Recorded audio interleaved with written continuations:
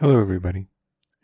In this video, I want to give you guys a little instruction to help you be successful in the energy and specific heat quiz. The first thing I want to go over is a classic piece of laboratory equipment called the Bunsen burner. And these are pretty simple little devices. They typically are fed by some sort of flammable gas supply that could be propane or natural gas, and they typically don't regulate their own gas. So you're going to need a separate unit here called a regulator. This in a fancy version is going to have two dials on it. This one here is going to tell you the pressure of the gas supply, the stuff that's behind it. And this will tell you the pressure that's being delivered to the Bunsen burner. And there's going to be a little adjustment here so you can adjust this up and down. The max being the pressure that's left in the gas supply and down to whatever minimum amount it can deliver. In order to have a flame, we need to mix that gas with an appropriate amount of air. And typically there's like some slots or like some sort of little mechanism here to allow air in selectively with like you can kind of close and shut to let more or less air in. And there's going to be a little adjustment down here to adjust that. When you get the proper kind of flame that you're looking for, you're typically going to see an outer cone, and then there's going to be a nice inner cone inside of that. And the hottest part of that flame is going to be the tip of the inner cone right here. So when you're trying to make these adjustments to get what you're looking for, there are a couple of rules here. So when the gas delivered pressure is going up, the size of the flame will also go up. So you'll get more gas in there, you're going to get more flame. That makes sense.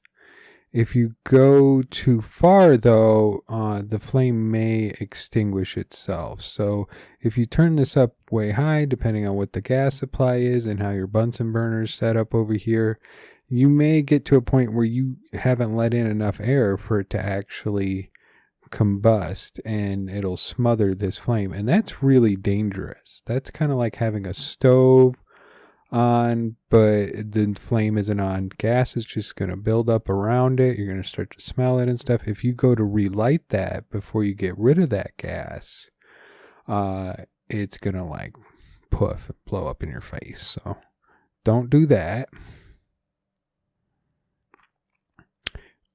When the air intake is open, the flame will get more yellow, orangish, and larger. So what's going to happen is the hottest flame is going to be a really lean flame, one where you're only letting in just enough air to combust the gas. When you let in more air than that, it doesn't combust. There's nothing for it to combust with. You've already combusted all the gas, and you just have more air coming through, and it kind of cools the flame off and tends to make it like a big kind of orange sort of thing, which is fine if that's what you're looking to do. If you want to get like a gentler, not so hot flame and kind of heat something a little bit more gradually, you can do that.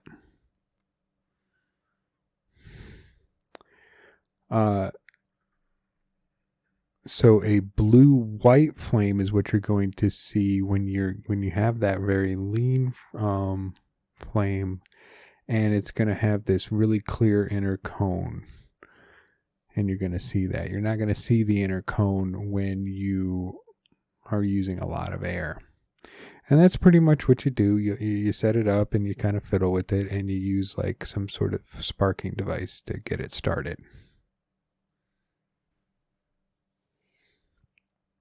So Bunsen burners are really not very desirable in the lab. A lot of chemicals are flammable, and you typically don't even really see them used much anymore. We really prefer something like an electric hot plate with like a ceramic top on it to do your heating. It's a lot easier to control. These can still get really hot though, so sometimes if you want a very consistent temperature and you don't want to fiddle with it too much, what you're going to do is you're going to use a water bath. And these water baths, as we saw before, once the water starts to boil, it stays the same temperature. So you can get a nice gentle boil in here and maintain it right around 100 degrees.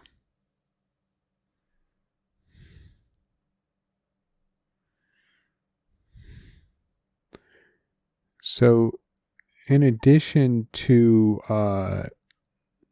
them being very easy to have a constant temperature of somewhere around 100 degrees, they're just kind of inherently safer. There's no like real flame or anything like that, but it is important to remember that you're going to have rising steam coming out of the top, and if you had your hand or something over there, you could get scalded pretty easily.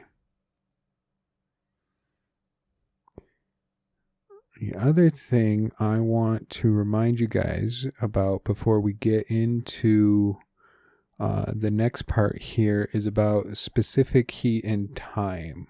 Okay, there's a question in the quiz about this. So if we controlled for everything here, say we have this kind of water bath set up and we set something in there, okay, the amount of time it's going to take to get to any kind of temperature is going to depend on its specific heat. So if that object had a high specific heat, it's going to take a lot of time for it to heat up, or it's going to take a lot of time for it to cool down, right? This would be like something like a glass pan or a ceramic pan you might heat something up in. You notice it's going to take a long time in the oven to heat up, and once you take it out, it's going to take a long time to cool off. And the other case where we have a low specific heat, it's going to heat up very quickly. The time to heat is going to go down quite a bit, and the time for it to cool down is going to go down. You might notice this with like a metal pan that you used in cooking. You put it in the oven, it's very hot right off the bat. You take it off, and it's very efficient at cooling. Okay, you're going to see a question like this on the quiz. And here's the basic setup for it. Say I had 50 grams of water. It's at room temperature, 20 degrees. And I had 80 grams of water, and it's pretty hot. It's at 90 degrees. It's almost boiling. Very hot. And I add both of those to an insulated container, my calorimeter here, and I carefully measure the temperature with like this thing. It would be like an electronic device similar to a thermometer called a thermocouple. I just wanted to show you that there are like electronic devices that you can use to measure temperature. They're actually quite accurate and precise. The question is, what would be the final temperature of this water? And we don't even actually have to measure it. We know what it would be by doing calculations. But these ones do require quite a bit of algebra. So I want to walk through it really, really slowly with you guys. So the basics of this is that the heat loss by the hot water is going to be equal to the heat gained by the cold water. And they're going to have opposite signs, right? Because the heat is cooling off and the cold water is heating up. So the direction that the heat is moving is indicated by their signs, and they have to be opposite one another. We know that the heat of that hot water is going to equal the mass of the hot water times the specific heat of water times the change of the temperature of that water. And we know that we can do this similarly over here with the cold one. We get the mass of the cold water, again the specific heat of water, and the change of temperature of the water. So the mass of the hot water and the cold water, those are different. So we have 50 grams for the cold water, and we have 80 grams for the hot water. the change of temperature is going to be different from them, right? We're going to be, unless it was right in the middle of 50 and 80, they're going to be some kind of different temperature change here. But the specific heat of both of them, that's the same number. And so since I have the same number on both sides, I can cancel that right off the bat. And I don't have to mess with it anymore. So now we get down to this, our simplified form. And the next step that we need to do is we need to expand out these temperature change values because we want to know the final temperature, and that value, that variable, is going to be inside the delta T's.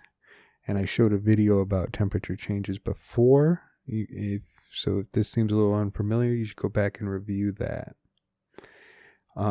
So this one is going to be the T final. This is what we want to know, minus the initial temperature of the hot water, which we know was 90 degrees. And then we're going to have the T final that we want to know minus the initial temperature of the cold water, which is the 20 degrees up there.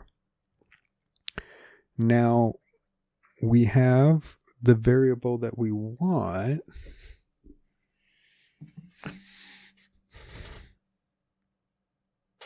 On both sides of this equation. So we need to get TF all by itself onto the other side. In order to do that, we need to first distribute these mass values through. So I need to do this guy times this guy, this guy times this guy, this guy times this guy, and this guy times this guy. When I rewrite that, I'm going to get this kind of a form where I have mH times TF, mH times TI, MC times TI minus MC times TF there. Notice that I distributed this negative sign as well. That made this guy a positive and this guy a negative, and I switched where they were.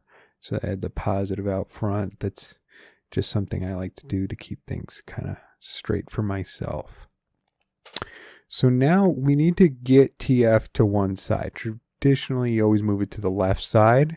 So we just need to add this TF term to the left side. And then we want to get rid of any terms over here that don't have TF. So we need to move this guy over to the right side and add that over. So when we're done, we get this here. So now you see I have MH times TF and I plus MC times TF. And then I have all my remaining terms over here. And at this point, what we need to do is we need to get TF out of these two terms. So we need to factor them out, right? We're going to divide this by TF, divide this by TF, and we're going to write it out front like this. It's just the reverse of the distribution that we did up here. Now I have TF here times this term, and I need to divide and bring that over, and I get the final form that I have here. And it kind of makes sense actually. So we have the mass of the cold water times its initial temperature plus the mass of the hot water times its initial temperature. It makes sense that it would it would need to be have those two terms and that they would be grouped together like that. And then we're going to divide that by the total mass. And then, you know, all the heat is divided amongst all the mass now. So kind of makes sense the way that it turned out. Nice and neat there. Now what we need to do is actually enter in our numbers. And I'm going to try and fit our solution and the actual thing in here. Let's see.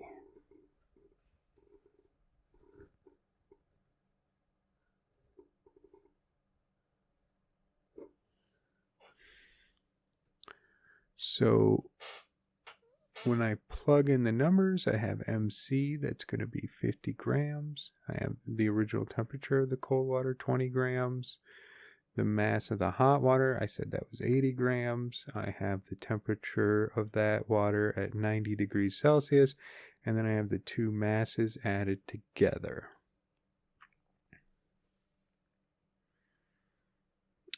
when I do these multiplications, I get 1,000 grams times degrees Celsius plus 7,200 grams times degrees Celsius divided by, when I add those together, 130 grams.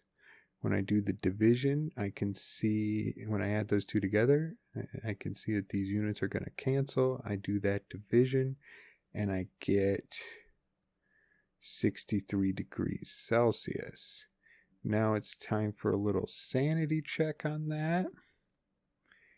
Is this temperature greater than 20 degrees Celsius and less than 80 degrees Celsius? Did we in fact see the cold water get hotter and the hot water get cooler?